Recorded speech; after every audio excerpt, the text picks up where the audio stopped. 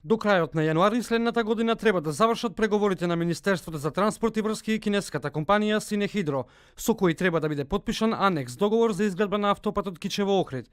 Со тоа ќе биде утврден и рокот за финализирање на проектот за автопатот, кој сега ќе чини 143 милиони евра повеќе од првично планираното.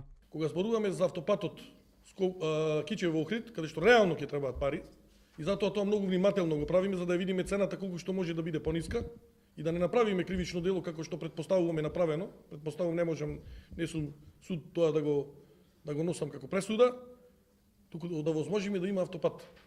Тоа е целта. Не е работата ние да ги закочиме проектите. Постапките што треба да се водат правно, ќе се водат. Од владата ветуваат дека автопатот Миладиновци-Штип ќе биде готов до крајот на септември наредната година. Препреките се отстрануваат етапно и останати уште 10%. Не се некои што нема да се отргнат, него временски така дозволува времето. Но ви реков, ние имаме фора до 15 февруари. Јас мислам дека до 1 декември нема да има веќе никаква препрека. Владата најавува дека за еден месец ќе се почне со изградба на експресниот пат Штип-Радовиш, кој треба да биде готов до почетокот на 2021 година. Од ВМРО ДПМН реагираа дека е добро што актуелната влада го реализира проектот што го почнала претходната влада.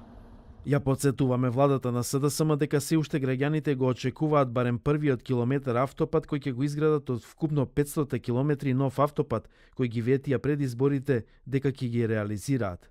По доаѓањето на СДСМ на власт беше обелоденето дека изградбата на автопатите во земјава ќе чини многу повеќе од она што го најавуваше претходната влада, поради тоа што се појавиле пропусти.